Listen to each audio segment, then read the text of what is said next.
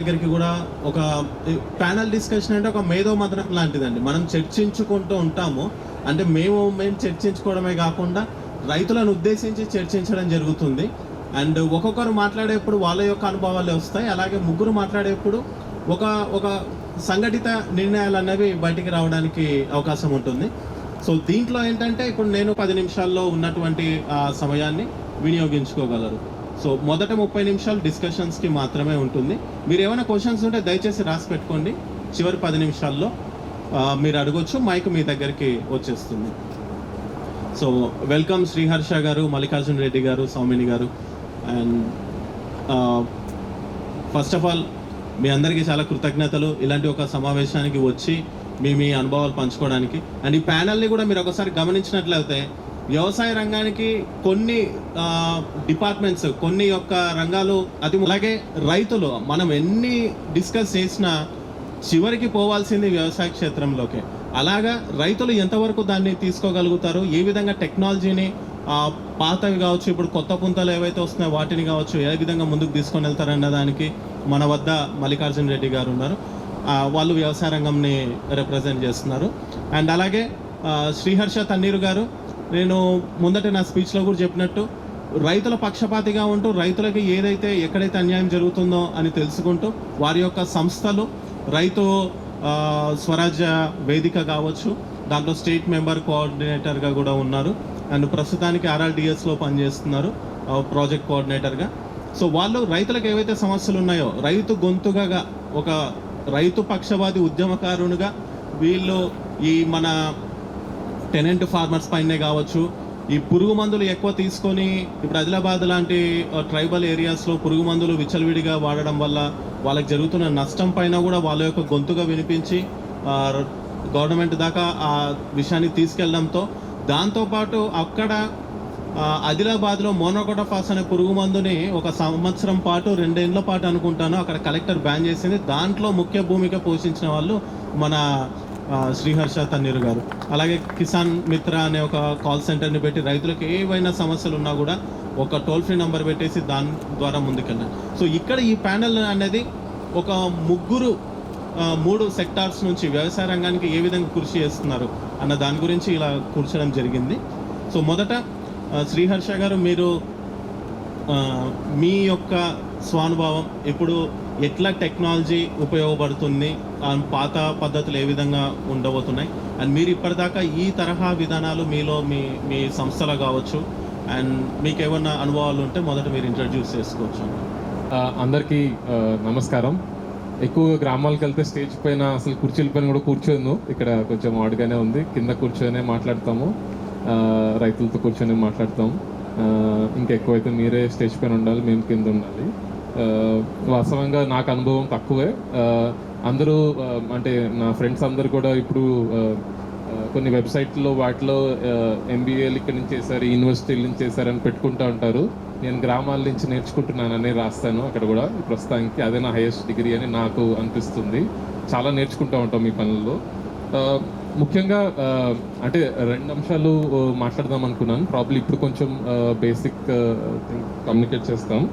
So అంటే 2019 అనుకుంటా చాలామంది రైతులు అప్పుడే ఆ సంవత్సరమే జొన్నలకి మద్దతు ధర వచ్చింది 2018లో మొదటిసారి. కానీ చాలా తక్కువ మందికి తెలిసింది. కేంద్ర ప్రభుత్వం దాన్ని ఇంట్రొడ్యూస్ చేశారు, కానీ చాలా తక్కువ మంది రైతులకి తెలిసింది. కానీ మళ్ళీ అది అసలు యాక్చువల్గా అక్కడ అధికారుల దృష్టికి తీసుకువెళ్ళటము, దాని తర్వాత అది స్టేట్ లెవెల్లో తీసుకెళ్ళటము, అక్కడ స్టేట్ లెవెల్ నుంచి మళ్ళీ ఆర్డర్ రావాలి కొనుగోలు చేయాలని జొన్నల్ని. సో ఇప్పుడు మనము ఏదైతే మన సుస్థిర వ్యవసాయము దీని వైపు ఏదైతే అనుకుంటున్నామో మద్దతు ధర దానికి అంటే బేసిక్గా ఫైనల్గా కొంచెం గిట్టుబాటు అయితే అవ్వాలి కదా ఆ వ్యవసాయం కూడా. సో మనం అనుకున్న సుస్థిర పంటలకి మద్దతు ధర కూడా ఎట్లా రావటం అనేది కూడా ఒక మనకి గట్టి ఛాలెంజ్. దాంట్లో మేము 2018లో చాలామంది మా హెల్ప్ లైన్ కూడా ఫోన్ చేయడం జరిగింది, కలెక్టర్ గారి దృష్టికి తీసుకెళ్ళడం జరిగింది, అనేక చర్చలు చేసి మంత్రి గారి దృష్టికి తీసుకెళ్ళడం జరిగింది. అట్లా మేము చూసింది ఏంటంటే, ఒక సంవత్సరం కొనుగోలు చేయడం వలన వచ్చే సంవత్సరం ఇంకా ఎక్కువ మంది రైతులు వేశారు దాన్ని. అరే మద్దతు ధర కూడా వస్తుంది కాదు, ఇది సుస్థిర మంచి పంటనే కాదు, మన పాత పంటనే కాదు, మద్దతు ధర కూడా వస్తుంది అని. ఇప్పుడు దాని మద్దతు ధర ఆల్మోస్ట్ 3,000 వరకు వెళ్ళింది జొన్నలకి. అండ్ ఇంకా ఎక్కువ మంది రైతులు ఈసారి ఆదిలాబాద్లో వేస్తున్నారని మా ఫీల్డ్ వాళ్ళు చెప్తా ఉన్నారు. సో అంటే మంచి పంటలకి మద్దతు ధర గట్టిగా ఒక మెకానిజం ఉండి అట్లానే మార్కెట్ కూడా పోటీ పడతా ఉంటుంది. సో ఈ రకమైన వాతావరణం తాటం కూడా ఇంపార్టెంట్. దీన్ని కూడా రైతులు గట్టిగా డిమాండ్ చేయాలి. ఆర్ మీరు కూడా అంటే ఒక్కొక్క గొంతుగా కాకుండా ఎట్లయితే మీరు ఎఫ్పిఓగా ఉన్నారో ఇలాంటి సమస్యలు కూడా మీరు గట్టిగా పాయింట్అవుట్ చేస్తూ ఉంటే చాలా ఉపయోగపడుతుంది అని మాకు అనిపిస్తుంది. అంటే ఇప్పుడు పత్తి గురించి పనిచేస్తున్నాం, దాంట్లో మద్దతు ధర ఉంది, కానీ మిగతా పంటల్లో కూడా దాని గురించి కూడా అంటే ఒకటి మెకనైజేషన్లో నాకు కొన్ని అభిప్రాయాలు ఉన్నాయి. ఎట్లయితే సుస్థిర పంటల్లో పెద్ద పెద్ద మెషిన్లు వస్తే అంటే బాగా ఒత్తేసి దాని సాగుదనం తగ్గుతుంది. అంటే పెద్ద పెద్ద ట్రాక్టర్ల నుంచి హార్వెస్టర్ల నుంచి అన్ని మన పంట పొలాల్లో తిరుగుతే అయితే గట్టిగా ఒత్తిడి అయితే సమస్య అయితే వస్తుంది. నా అభిప్రాయం ఏంటంటే సస్టైనబుల్ అంటే సుస్థిర ఏదైతే వ్యవసాయం అంటున్నామో అది మొత్తం గ్రామానికి సుస్థిర వ్యవసాయం అవ్వాలి, కానీ ఒక వ్యక్తికి కాదు అనేది. సో అక్కడ పనిచేసే వ్యక్తులకు కూడా అది సుస్థిర వ్యవసాయం అవ్వాలి, రైట్? మహిళలకు కూడా అవ్వాలి, ముఖ్యంగా అక్కడ పనిచేసే చాలా కార్మికులు కూడా అవ్వాలి. సో పూర్తిగా యాంత్రీకరణ మన దగ్గర అంత పర్ఫెక్ట్ కాదు. కావాల్సిన యాంత్రీకరణ వైపు చాలా తక్కువ రీసెర్చ్ అవుతుంది. దానిపైన గట్టిగా ఫోకస్ చేస్తే చాలా హెల్ప్ అవుతుంది. అంటే ఒకే రకంగా ఇప్పుడు వరిలో పూర్తిగా హార్వెస్టర్ వచ్చి మొత్తం తీసేయటం ఒకటవుతే ఎక్కడైతే ఇబ్బంది పడుతున్నారో అక్కడ కావాల్సిన మనము ఇది చేయగలిగితే చాలా ఎఫెక్టివ్గా ఉంటుంది. మేము చేసిన రీసెర్చ్ అంటే ఇప్పుడు మహిళలు ఎక్కువ పని చేస్తారని అందరికి తెలుసు కదా. మహిళలు ఏమంటారు, వ్యవసాయంలో 80% 70% కష్టపడేది మహిళలే. వాళ్ళకి యాంత్రీకరణ చిన్న చిన్న పనిముట్లు ఇప్పించగలిగితే మనం చాలా ఎఫెక్టివ్గా ఉంటుంది. అంటే మాకు మహిళా అధికార కిసాన్ మంచి అని ఒక 320 సంస్థలు ఇట్లా మహిళలతో పనిచేసే వాళ్ళు ఉన్నారు. మహిళలు కూడా రైతులుగా గుర్తించాలి అనే దాంట్లో సుస్థిర వ్యవసాయం గట్టిగా చేయాలంటే మహిళలు లేకుండా అది చాలా కష్టం. సో వాళ్ళే గట్టిగా కింద పనిచేసేది రకరకాలుగా. సో దాన్ని కూడా గుర్తించాలి అనేది మా అభిప్రాయం. ఇంకొకటి విత్తనాల గురించి ఇందాక కొంచెం తక్కువ మాట్లాడుకున్నామని అనిపించింది. ముఖ్యంగా జనుము మార్పిడి అంటే మనం ఒక రకంగా పాత విత్తనాల గురించి కొంచెం మాట్లాడుకున్నాం, కానీ ఇప్పుడు జనుము మార్పిడి విత్తనాలు అయిపోతే అవి పూర్తిగా మన లోకల్ విత్తనాలని అసలు దేన్ని ఉండనివ్వవు, రైట్? ఇప్పుడు బీటీ కాటన్ వచ్చిన తర్వాత లోకల్ పత్తి ఏమైనా కనిపిస్తుందా? ఎక్కువగా రాసి 659 కొన్ని ఇదే కదా రైతులందరూ. నేనైతే ఆదిలాబాద్లో పనిచేస్తే అందరు రాసి 659 ఉందా అని దాని గురించి లైన్లు మనం లాస్ట్ టైం లైన్లు కూడా కట్టి తీసుకున్నారు, రైట్? కానీ లోకల్ విత్తనాలన్నీ నశించడానికి కూడా ఒక పెద్ద సమస్య జనుము మార్పిడి విత్తనాలు. ప్రస్తుతానికి మళ్ళీ పత్తిలో వచ్చినాయి, కానీ వేరే ఆహార పంటల్లో కూడా రావడానికి చాలా ప్రయత్నాలు ఉన్నాయి. దాన్ని కూడా గట్టిగా ప్రశ్నిస్తా, అర్థం చేసుకుంటా కూడా ఉండాలి. ముఖ్యంగా సుస్థిర వ్యవసాయం వైపు మనం ఏదైతే వెళ్దాం అనుకుంటున్నామో దాంట్లో ఈ మూల కారణాలు అంటే మన మూలాలే లేకపోతే దాంట్లో సుస్థిరం అనేది ఉండటం కష్టం. సో ఇవన్నీ కూడా రైతులు కొంచెం అర్థం చేసుకోవాలి. నాలుగో విషయము సో పంట నష్టం ఇన్సూరెన్స్ గురించి. అంటే ఎంత కష్టపడినా గట్టిగా 2018లో గట్టిగా ఆదిలాబాద్లో వానలు పడినాయి, పూర్తిగా పంట నష్టమైంది. పోయిన సంవత్సరం కూడా గట్టిగా వానలు పడినాయి, మార్చిలో మొన్న కూడా పడినాయి. మొదటిసారి ఒక 10,000 రూపాయలు పర్ ఎకరాలు కేసీఆర్ గారు అప్పుడు చెప్పారు. ఈ ప్రభుత్వం కూడా గట్టిగా క్రాప్ లాన్స్ ఇన్సూరెన్స్ గురించి అయితే చేస్తామని చెప్తున్నారు. కానీ వీటన్నిటిని కూడా మనం అమలు పరచుకోవడము మనకు కావాల్సిన విధంగా ఆర్ మనందరం కూడా దీంట్లో భాగస్వామ్యం చేయడం. అంటే ఎవరికి రావాలి క్రాప్ ఇన్సూరెన్స్, ఎవరికి రావాలి, రైట్? దానికి ఇప్పుడు మనం టెక్నాలజీ గురించి మాట్లాడాం కాబట్టి చాలా చోట్ల శాటిలైట్ ద్వారా కూడా దీన్ని చేయొచ్చు అని అంటున్నారు. కానీ ఓన్లీ శాటిలైట్ ద్వారా చేస్తే అందరు రైతులకి కరెక్ట్ అవుతుందా, రైట్? కొంచెం వెరిఫికేషన్ ఫీల్డ్ స్థాయిలో కూడా చేయాలి కదా. గ్రామం యాజ్ ఏ యూనిట్గా చేస్తామంటున్నారు క్రాప్ లాస్ ఇన్సూరెన్స్. కానీ దాంట్లో కొంతమంది రైతులు ఎక్కడైతే వాన గట్టిగా నష్టపోయారు, కానీ మొత్తం అందాజాగా అంటే ఇదేంటి వాగు పక్కన ఉన్న వ్యక్తులు ఎక్కువగా నష్టపోతూ ఉంటారు, రైట్? కానీ మొత్తం గ్రామంగా చూస్తే ఏం నష్టం లేదంటారు ఎక్కడైతే ఇది ఉందో. సో వీటన్నిటిలో కూడా నా ఇదేమిటంటే మీరు దేశపాండే ఫౌండేషన్ కావచ్చు, చాలా మంది రైతులు ఏకమవుతున్నారు కాబట్టి వీటన్నిటిని చర్చించుకోవాలి, రైట్? అండ్ గట్టిగా కొంచెం డిస్కస్ చేస్తే చాలా అంశాలు ఇలాంటివి బయటకు వస్తాయి, వీటన్నిటికి గొంతు ఉంటాయి. I think so again will go around right. So ఇంకా కొన్ని విషయాలు నేను మళ్ళీ చెప్తాను, బట్ ప్రస్తుతానికి నా మైండ్కి వచ్చే కొన్ని విషయాలు వీటన్నిటిపైన కూడా మేము గట్టిగా పనిచేస్తాం. ముఖ్యంగా కౌలు రైతుల విషయం లాస్ట్ విషయము, దానిపైన కూడా కొంచెం గట్టిగా దేశపాండే ఫౌండేషన్ పనిచేస్తాం. అంటే బేసిక్గా కౌలు రైతుల భూమున్న రైతులని కాదు, బేసిక్గా వాస్తవంగా సాగు చేసే వాళ్ళకి ఏదో రకమైన సపోర్ట్ ఉండాలి, రైట్? అది ముఖ్యం. వాస్తవ సాగుదారులకి గట్టిగా నిలబడాలి, ఎవరో ఒకళ్ళు ఒకసారి సపోర్ట్ సిస్టమ్ ఉండాలి. దాని వైపు ఎట్లా ప్రభుత్వాలు పనిచేస్తాయి, సంఘాలు పనిచేస్తాయి అనేది కూడా చాలా ముఖ్యం. సో దాని వైపు కూడా అందరూ ఆలోచన అయితే చెయ్యాలి. మనం కలిసి మాట్లాడుకుంటున్నప్పుడు కూడా అది చాలా ఇంపార్టెంట్ అవుతుంది. ఎంత టెక్నాలజీ ఏమొచ్చినా వాస్తవంగా సాగు చేసే వాళ్ళకి ఉపయోగం అవుతే అది హెల్ప్ అవుతుంది, కానీ అప్పుడే రైతులు నిలుస్తారు. లేకపోతే ఎక్కువగా భూస్వాములు వీళ్ళకి ఎక్కువ అంటే వాళ్ళు గొప్ప వాళ్ళు అవుతారు, కానీ వీళ్ళు సఫర్ అవుతూ ఉంటారు. థ్యాంక్ యూ హర్ష గారు. సో మీరు కొన్ని ఇంపార్టెంట్ పాయింట్స్ అయితే రేజ్ చేశారు. ఒకటి ఇన్సూరెన్స్, ఎలాగ మనము ఒక టెక్నాలజీ వచ్చినా దాని తర్వాత ఏ విధమైనటువంటి ఇన్సూరెన్స్ని తీసుకెళ్తామన్నారు. అండ్ దేర్ ఆర్ వేరే పాయింట్స్ కూడా ఉన్నాయి, వాటిని మళ్ళీ కూడా మనము నెక్స్ట్ రౌండ్లో చర్చిద్దాం. తదుపరి ప్రశ్న డాక్టర్ సౌమిని గారికి. సౌమిని గారు, మీకు ఒక 15 సంవత్సరాల సుదీర్ఘమైనటువంటి ఎక్స్పీరియన్స్ ఉంది ఈ యొక్క టెక్నాలజీ, వీటితో పాటు ఎస్పెషల్గా ఉమెన్కి సంబంధించి ఏ విధంగా మీరు వాళ్ళని కలిసికట్టుగా సుస్థిరం వైపు తీసుకెళ్లారన్నది. సో నా మొదటి ప్రశ్న మీకు వచ్చేసి, ఈ టెక్నాలజీ మీరు బయోటెక్నాలజీ చేస్తున్నారు, పిహెచ్డి చేస్తున్నారు, ఇందాక హర్ష సీడ్స్ గురించి కూడా కొన్ని మాట్లాడారు. సో ఎట్లా ఈ రెండింటిని మనం ముందుకు తీసుకెళ్తాము? టెక్నాలజీ జన్యుపరంగా ఉంటేనే ఇప్పుడు మనము సస్టైనబిలిటీ అన్నది, ఫుడ్ సెక్యూరిటీ అన్నది సాధించాము. ఒకప్పుడు మన ప్రొడక్షన్ ఉన్నదానికంటే కూడా ఇప్పుడు మనం లాస్ట్ టైం అని అనుకుంటాను, sir correct me if I'm wrong, 240 million tons ఎంతో ప్రొడక్షన్ అనేది రికార్డు స్థాయిలో మనం సాధించడం జరిగింది. So we are having and food security. And దానికి ఏంటంటే ఈ జన్యుపరమైనవి కూడా ఒక విధమైనటువంటి కొద్దిగా తీసుకురావడం అనేది కూడా జరిగింది, టెక్నాలజీ హైబ్రిడ్స్ ఎస్పెషల్గా వాటిని. సో మీరు ఏ విధంగా వాటిని ముందుకు తీసుకెళ్ళగలని చెప్పగలుగుతారు రైతులకి? ముఖ్యంగా నాకు శాండ్ బాక్స్ డెవలప్మెంట్ డైలాగ్ వాళ్ళకి ఈ అవకాశం ఇచ్చినందుకు థ్యాంక్స్ అండి.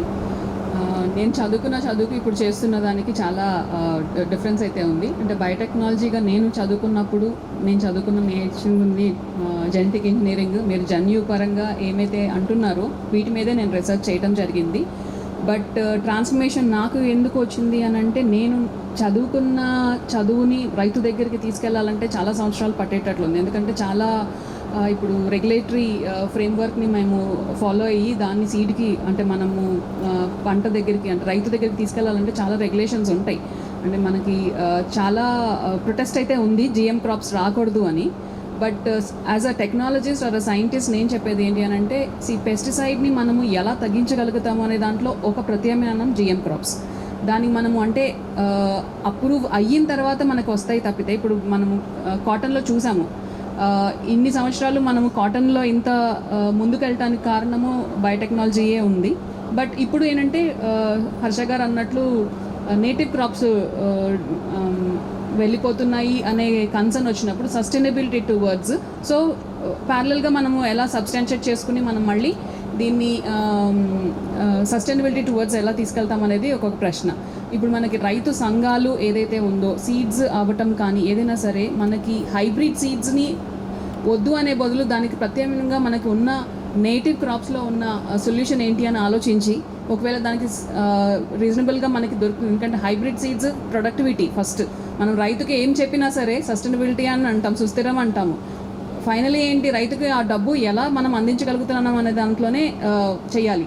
మనం ఎన్ని క్రాప్ ప్రాక్టీసెస్ చేసినా ఏం చేసినా సరే రైతుకి ఫైనల్లీ మనము ఆ అడిషనల్ ఇన్కమ్ని ఎలా క్రియేట్ చేస్తాము అనే దాని మీద మనం వర్క్ చేస్తే, ఎవరైనా సరే ఏ ఎన్జిఓ తీసుకోండి, ఏ ఇన్స్టిట్యూట్ తీసుకోండి, ఎవరైనా సరే వర్క్ చేసేది దాని మీదే.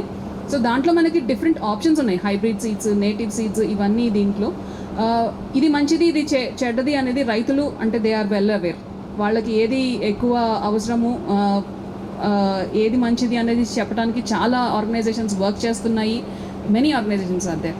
బట్ టెక్నాలజీని మనం ముందుకు తీసుకెళ్ళటానికి ఎలా ప్రయత్నిస్తున్నాము అనేది అని అంటే ఒక ఎన్జిఓస్ని ప్రొటెస్ట్ చేసే బదులు అంటే సైంటిస్టులని వాళ్ళని సంప్రదించి ఎందుకు అసలు ఈ క్రాప్స్ అనేది నేర్చుకోవడానికి రైతులు ఎంత ముందుకు వస్తున్నారు, ఇది మేజర్ ఛాలెంజ్ మనకి.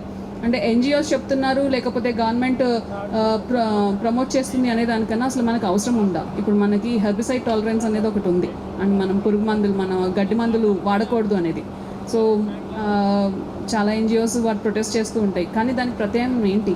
మనకి రైతుకైతే గడ్డి అయితే వస్తుంది కదా, దాన్ని నిర్మూలించడానికి మనం చేసే ప్రయత్నాలు, మనకి మెకనైజేషన్ వచ్చింది, కానీ అది చెప్పినట్లు హర్ష గారు చెప్పినట్లు రైతులు అంటే మనకి మహిళలే ఇక్కడ, మళ్ళీ వాళ్ళకి అనుకూలంగా ఉందా? వద్దు అని చెప్పే ముందు ఇది మంచి ఆప్షన్ కాదు అనే ముందు మనకు సొల్యూషన్ ఇవ్వాల్సిన అవసరం అయితే ఉంది. ఆ సొల్యూషన్ ఇప్పుడు టెక్నాలజీ ఇస్తుందా, మెకనైజేషన్ ఇస్తుందా, లేకపోతే హైబ్రిడ్ సీడ్ కూడా టెక్నాలజీ అది ఇస్తుందా, లేకపోతే జిఎం సీడ్స్ ఇస్తుందా? ఇది question to everyone, including scientist, farmer and also development ఆర్గనైజేషన్లో వర్క్ చేసే వాళ్ళందరికీ. ఇక్కడ ఆన్సర్ అనేది it's going to be in future. ఇప్పుడు నేను ప్రస్తుతం ఉన్న స్టేజ్ నుంచి మాట్లాడటానికి ఏంటంటే నేను రీసెర్చ్ వదిలేసింది ఆల్మోస్ట్ ఒక 10 years పైన అయిపోయింది ఆల్రెడీ. ఎందుకంటే రైతుకి డైరెక్ట్గా నేను బెనిఫిట్ చేయగలిగింది ఎక్కడా అని నేను ఆలోచించుకోవాలి. ఎందుకంటే నాకు వయసుండి నాకు స్తోమత ఉన్నప్పుడు నేను కొన్ని చేయాలి అనుకున్న ఉద్దేశంతో నేను ఒక పాత్వేని చూస్ చేసుకున్నాను, అది అగ్రి బిజినెస్లో. అది కేవలం ఎందుకు అని అంటే మనం ఏమైనా చేయగలిగితే ఇప్పుడు మనం ఉన్నప్పుడు చేయడానికి ప్రయత్నం అయితే ఇప్పుడు చేయొచ్చు. ఇప్పుడు జిఎంఓ క్రాప్స్ని నేను తీసుకెళ్ళి ముందు ఒక 10 ఏళ్ళ తర్వాత 20 ఏళ్ళ తర్వాత నేను చేయగలుగుతానో లేదో తెలియనప్పుడు నేను అందుకని రీసెర్చ్ని వదిలేయడం జరిగింది. బట్ ఇప్పుడు చేస్తున్నది నేను ఫీల్డ్ రీసెర్చ్ అంటాను. ఇప్పుడు హర్ష గారు చెప్పారు ఫీల్డ్లో మేము చాలా నేర్చుకుంటాం. ఇన్ఫ్యాక్ట్ నా కెరియర్ టర్నింగ్ పాయింటే వచ్చింది ఫీల్డ్లో. డిఆర్డీలో వర్క్ చేసినప్పుడు, సర్ప్లో వర్క్ చేసినప్పుడు నేను అన్ని జిల్లాలు అన్ని మండలాలు తిరిగినప్పుడు ప్రాబ్లం ఎక్కడుంది అసలు రైతుకి ఏంటి, పంట పండించడంలోనా, పంట పండించిన తర్వాత వచ్చే ప్రొక్యూర్మెంట్ తర్వాత ఏంటి, అసలు ఎందుకు రైతుకి ఆదాయం అనేది ఇంటికి వెళ్ళట్లేదు అని అధ్యయనం చేసినప్పుడు నాకు కొన్ని ఆన్సర్స్ వచ్చినాయి. ఆ గ్యాప్స్ని ఐడెంటిఫై చేసుకుంటూ దానికి సొల్యూషన్స్ ప్రొవైడ్ చేయడానికి అగ్రిగర్ అనే సంస్థని మేము స్థాపించాము. Maybe I will answer that in detail later. Question later అండి, అగ్రిగర్ and how women were inclusive in that. So తదుపరి ప్రశ్న మన రైతు సోదరులు మల్లికార్జున రెడ్డి గారికి. సో మల్లికార్జున రెడ్డి గారు, ఇప్పుడు మనము వివిధ వక్తల నుంచి విన్నాము. సో టెక్నాలజీ ఉంది, పాత పద్ధతులు ఉన్నాయి, వాటిని రెండు కలుపుకోలుగా ముందుకు తీసుకెళ్లాలన్నది మనం ఎంతసేపు మాట్లాడినా అది ఒక థియరిటికల్గా ఉండబోతుంటుంది. సో మీరేంటంటే దీన్ని ఆల్రెడీ ఆచరించి చూపించున్నారు, ఆచరించి చూసి దాని నుంచి తన యొక్క ఇన్కమ్ని డబల్ చేయడం కూడా జరిగింది. మీరు ఎలాగా ఈ రెండింటిని కలిపి ఒక ప్రాక్టికల్ అప్రోచ్లో ముందుకు తీసుకెళ్లారు? దాని తర్వాత ఈ ఇంటిగ్రేషన్ అనేది ఏ విధంగా సాధించగలిగారు? ఇప్పుడు వ్యవసాయం అంటే వివిధ రకాలు ఉంటాయి. ఒకప్పుడు మనకు పాడి పంట అనేవాళ్ళం, ఇప్పుడు పాడి లేదు, పంట ఒకటే ఉంది చాలా చోట్లలో. సో పోనీ మీరు పాడి పంటని ఇంటిగ్రేట్ చేశారా లేదా వివిధ పంటలను ఇంటిగ్రేట్ చేశారా? ఒకసారి మా రైతులకి చెప్పగలరు. ముందుగా శాండ్బాక్స్కి, కాకతీయ శాండ్బాక్స్కి మరియు దేశపాండే సంస్థకి ఈ అవకాశం కల్పించి నాకు రైతులతో మరియు శాస్త్రవేత్తలతో సిఇఓలతో ఒక చర్చలో నాకు భాగస్వామ్యం కల్పించడం, ముఖ్యంగా చింతల గోవిందరాజు గారిని అంటే ఈ వేదిక మీద పంచుకోవడం, సార్ని కలవడం చాలా నాకు సంతోషాన్ని ఇచ్చింది సార్. అంటే నాకు ఎప్పుడూ గోవిందరాజు గారి స్పీచెస్, నేను నా మోటివేషనల్ సారే నాకు స్ఫూర్తి. సార్ నా గురించి చిన్న పరిచయం సార్. అంటే నేను 2014 వరకు ఐటీ ప్రొఫెషనల్లో జాబ్ చేసేవాడిని. అప్పుడు చూస్తున్నటువంటి అంటే వ్యవసాయాధారిత కుటుంబం మాది. సో నేను తీసుకున్న ఆహారం కల్తీ అనేది గ్రహించడం, పాలు పెరుగు అనేది తెలుసుకున్నాను. సో చాలామంది ఆరోగ్య సమస్యలతో నా సిటీలో ఉండడం వల్ల నన్ను అప్రోచ్ అయ్యారు సార్. సో అన్నిటికీ కారణాలు విషతుల్యమైన ఆహారము. పాలేకర్ గారి మాటలు కానీ, రాజు దీక్షిత్ గారి మాటలు విని స్ఫూర్తి తిని ప్రకృతి వ్యవసాయం చేయాలి, అలాగే వ్యవసాయంలో ఆదాయాన్ని రెట్టింపు చేసుకోవాలి. దానికి పెద్దలందరికీ తెలుసు మన ఎక్కడి పద్ధతి సార్ నేను అవలంబిస్తుంది, దానికి కొంచెం శాస్త్రీయతలు జోడించాను. సో నేను ఎంచుకున్న వ్యవసాయ విధానము సమగ్ర వ్యవసాయ విధానం. సో వెనకటి తరము వ్యవసాయమే. అప్పుడు సార్ అంటే అన్నిటికీ ఒక సైంటిఫికల్గా వెళ్ళాను. నేను నా సాయిల్ని వచ్చిన క్రమంలోనే సైంటిస్టుల యొక్క సూచనలు సలహా మేరకు సాయిల్ హెల్త్ కార్డు తీసుకోవడం జరిగింది. సో దాని యొక్క అప్పుడు నా భూమి యొక్క ఆర్గానిక్ కార్బన్ 0.5 సార్ నాది. సో వెనకట ఒక 30-40 సంవత్సరాల కింద భూమి యొక్క ఆర్గానిక్ కార్బను 4-3% ఉండే. సో అనిపించింది, అంటే ఒక మనిషికి రోగనిరోధక శక్తి అంటే ఎంత ఉందనో భూమికి బలం అంత అవసరం. సో ఆర్గానిక్ కార్బన్ పెంచడానికి ఏ పద్ధతులు ఉన్నాయి? సో దానిలో భాగంగా నేను ఎంచుకున్నది పశువుల పేడ, పాడి పెంట అన్నం వెనకట పశు సంపద ఉంది, పంట ఉంది, రెండు ఉన్నాయి. సో ఇప్పుడు వాటిని మనం రెండు వేరు చేసి చూసి ఒక పంటకే ఆధారపడి మోనోక్రాప్ సిస్టమ్ అని ఎంచుకోవడం జరిగింది. సో దీనికి నాకంటే ఒక జాబ్ చేసినప్పుడు నాకు ఒక సస్టైనబుల్ ఇన్కమ్ అనేది నాకు వచ్చింది. అప్పుడు నాకు నెలకు రాగానే జీతం వచ్చేది. సో నా వ్యవసాయ విధానంలో నెలకు కాదు, డైలీ ఆదాయం ఉండాలి, నెలకు వచ్చే ఆదాయము, 6 నెలలకు వచ్చే ఆదాయము, సంవత్సరానికి వచ్చే ఆదాయం అనే పంట విధానంతో రకరకాల సమగ్ర వ్యవసాయ విధానంలో ఆవులు, మేకలు, కోళ్ళు, చేపల పెంపకము, ఔషధ మొక్కల సాగు, సో విభిన్నమైన పంటలు అంటే అలాగే దేశీ వరి వంగడాలు, వెనకటి వడ్ల బియ్యంలో ఉన్నటువంటి మెడిసినల్ వాల్యూస్. ఇప్పుడు మన తెలంగాణ సోనాని గొప్పగా చెప్పుకుంటున్నటువంటి సోనాలో గ్లైసిమిక్ ఇండెక్స్ 51% అంటున్నారు. సో వెనకటి నవారా అనే రైస్లో 45% ఉన్నటువంటి గ్లైసిమిక్ ఇండెక్స్ వెనకటి రెడ్ రైస్లో ఉన్నాయి.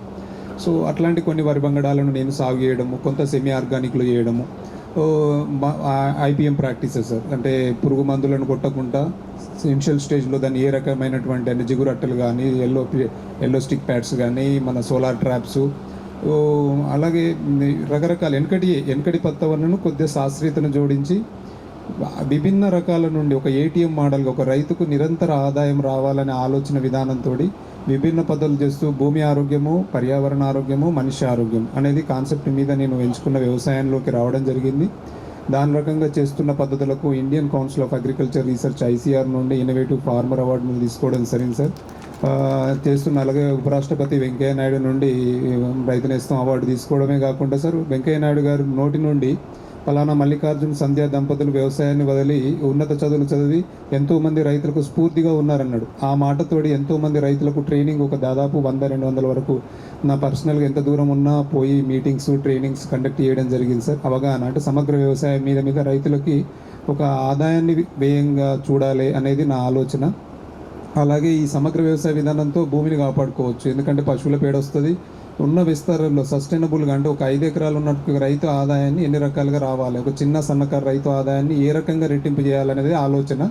దానిలో కొన్ని పశువులను వేసుకో, 1 ఎకరంలో గ్రాస్ పెట్టుకొని ఒక 20 మేకలు, ఒక 4 ఆవులు, దానితో పాటు ఉన్న బావిలో వర్షం నీటిని కూడా సార్ ఒక ఎకరంలో పడిన 16 ఎకరాల్లో పడ్డ రెయిన్ వాటర్ని అంతా బావిలోకి ఒకప్పుడు కరువును చూసినాం సార్. కరువును చూసి దానికి అడ్డబోర్లు వేసుకుని ఎక్కడో నీటిని బావిలోకి ఒలిచి పట్టుకున్న చూసిన. ఎందుకంటే ఆ పెయిన్ తెలుసు సార్. ఒక గత 6 సంవత్సరాలుగా అధిక వానలే కానీ అంతకుముందు వానలు లేకుండే మాకు. ఆ వాన కోసం ఈ 16 ఎకరాల రెయిన్ వాటర్ను బావిలో స్టోర్ చేయడం, ఆ బాధల్లో ఎన్ని నీళ్ళని స్టోర్ చేసినాను ICR నుండి కూడా దాన్ని ఎంత గ్రౌండ్ వాటర్ లెవెల్ కూడా పెరిగింది సార్ నేను చేసే ప్రాక్టీస్ వల్ల. ఒకటిగా సార్ అన్ని రకాల అప్రోచెస్, భూమిని కాపాడడం, పర్యావరణం, నీటి ఎద్దడిని కాకుండా మన భూమిలో పడ్డ వర్షం నీటిని మన పొలంలోనే ఇంకడం, అలాగే ఈ నీటి ఎద్దడిని పెంచడం జరిగింది. అలాగే పెస్ట్ రెమెడీస్ కోసము 5 రకాల పద్ధతులు సార్. ప్రకృతి వ్యవసాయంలో పాలేకర్ గారి పద్ధతులే కాకుండా చింతల వెంకటరెడ్డి CVR మట్టి ద్రావణంతో వ్యవసాయం చేయడం జరుగుతుంది. చౌహాన్ గారికి మెథడ్ కొరియన్ ఫార్మింగ్ జరుగుతుంది. జడాన్ ఫార్మింగ్ అనేది చాలా పద్ధతులు ఉన్నాయి సార్ ప్రకృతి వ్యవసాయంలో విదేశాలలో. అట్లాంటి పద్ధతులన్నీ ఒక 5 రకాల పద్ధతులు నా వ్యవసాయ క్షేత్రంలో ఉంటాయి. ఏ రకంగా మనం భూమిని బలం చేయాలి, భూమి బలం ఉంటే ఇప్పుడు కరోనా టైంలో మన కంటికి కనిపించని ఒక సూక్ష్మ జీవికి మనం అందరం ప్రపంచమే అతలాకుతలమైంది. అంటే కొంతమందికి లక్షణాలు కరోనా వచ్చినా కూడా లక్షణాలు బయటపడలేదు. అంటే వాళ్ళలో ఉన్నటువంటి రోగనిరోధక శక్తి వాళ్ళని సపోర్ట్ చేసింది. వెనకటి తరం 100 సంవత్సరాలు బతికే, మరి ఇప్పుడు ఆయు పరిమాణం ఎంతకు పడిపోయింది అనేది కొన్నిటిని నన్ను మనసును కలిచివేసినాయి. సో మా పిల్లలకైనా విషతుల్యం లేని ఆహారాన్ని అందియాలనే ఉద్దేశంతో ప్రకృతి వ్యవసాయము, సమీకృత వ్యవసాయము, కొంత మెడిసినల్ ప్లాంట్స్, ఇంటిగ్రేటెడ్ అంటే సెమీ ఆర్గానిక్లో కూడా చేయడం జరుగుతుంది. 100కు 99% టెస్ట్ అవశేషాలు కొట్టకుండానే పంట పండించడం జరుగుతుంది. చేయి దాటిపోతుంది పంట అన్నప్పుడే కెమికల్ పెస్టిసైడ్కి పోతున్నాయి. ఎందుకంటే సార్ నేను కొన్ని సంఘటనలు చదివాను. ఇప్పుడు మన నిజామాబాద్ నుంచి వెళ్ళి అప్పట్లో వెళ్ళినటువంటి దుబాయ్కి పోయిన రైస్లో ట్రైసైక్లోజోమ్ భీమ్కి అంటే అగ్గి తెగులకు సంబంధించిన అవశేషాలు మోతాదును మించి ఉన్నాయని చెప్పడం జరిగింది. సో అది రిజెక్ట్ చేయడం జరిగింది. అలాగే మిథైల్ పెరాథియన్ మనకు హైదరాబాద్ కూరగాయ మార్కెట్లో సార్ అది 0.3 హానికరం అని చెప్పారు. అంటే దానిలో 3.34% అనేది మిథైల్ పెరాథియన్ అనే మందు మన కూరగాయలలో వెళ్ళిందని చెప్పడం జరిగింది. సో అలాగే మన దేశంలో ఏంటంటే బాధాకరం, మనం తినే ఆహారాన్ని టెస్ట్ చేసుకోకుండానే తింటాం. సో తమిళనాడు అగ్రికల్చర్ యూనివర్సిటీ ఒక నివేదిక ఇచ్చింది సార్. అంటే మనం తినే ఆహారంలో ఎంత విషం ఉంది అనేది 354 మిల్లీగ్రాముల విషం ప్రతి భారతీయుడు కన్జ్యూమ్ చేస్తున్నాడని అగ్రికల్చర్ యూనివర్సిటీ వాళ్ళే చెప్పడం జరిగింది. అమెరికా 7 మిల్లీగ్రాములు తీసుకుంటే మనం 354 మిల్లీగ్రాములు అంటే కొంచెం బాధ అనిపించింది. సో ఈ పెస్ట్ అంటే ఇప్పుడు చాలా సందర్భాలు ఇక్కడ శాస్త్రవేత్తలకు తెలుసు, మోనోక్రోటోఫాస్ కూరగాయలకు కొట్టొద్దని తెలుసు, కూరగాయలకు కొడితే 21 రోజుల వరకు తినొద్దని తెలుసు, తినద్దు. కానీ ఆ 21 రోజులు దాన్ని మార్కెట్లోకి తీసుకెళ్ళినప్పుడు నిగనిగ ఉన్నదానికే కన్జ్యూమర్ కొనడానికి ఇష్టపడతాడు. అది కొడితేనే మనకు సింథటిక్ పైరథైల్ మందు కొడితేనే నిగనిగ ఉంటుంది. సో అప్పుడు ఏం చేస్తుండు, కొడుతుండు. అది వారం రోజులలో పొలం మార్కెట్లోకి తీసుకెళ్తుండు, అమ్ముతుండు. అది తెలియకుండానే మోనోక్రోటోఫాస్ అనేది దాని మీద రాసి ఉంటుంది సార్.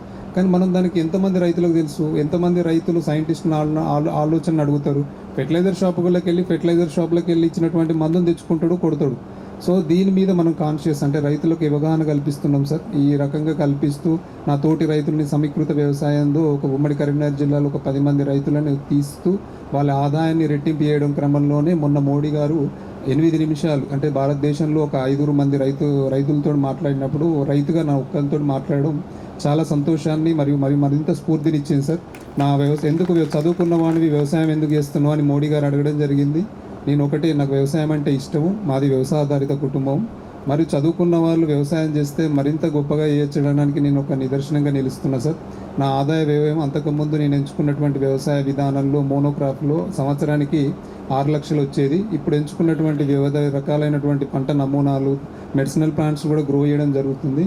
సో ఈ అన్ని రకాలతోటి ఒక 12 ఎకరాలలో 12,35,000 రూపాయల ఆదాయాన్ని నేను తీసుకోవడం జరుగుతుందని doubling of the farmer income మీద మోడీ గారితో నాకు 4 సార్లు అవకాశం వచ్చి 4వసారికి నాకు ఈ అవకాశం ఈ వికసిత్ భారత్ సంకల్ప యాత్ర ద్వారా కలపడం నాకు చాలా సంతోషాన్ని ఇచ్చింది సార్. తను మోడీ గారు నాకు చెప్పినటువంటి అగ్రికల్చర్ యూనివర్సిటీలోకి వెళ్ళి నీ నాలెడ్జ్ని షేర్ చేసుకో.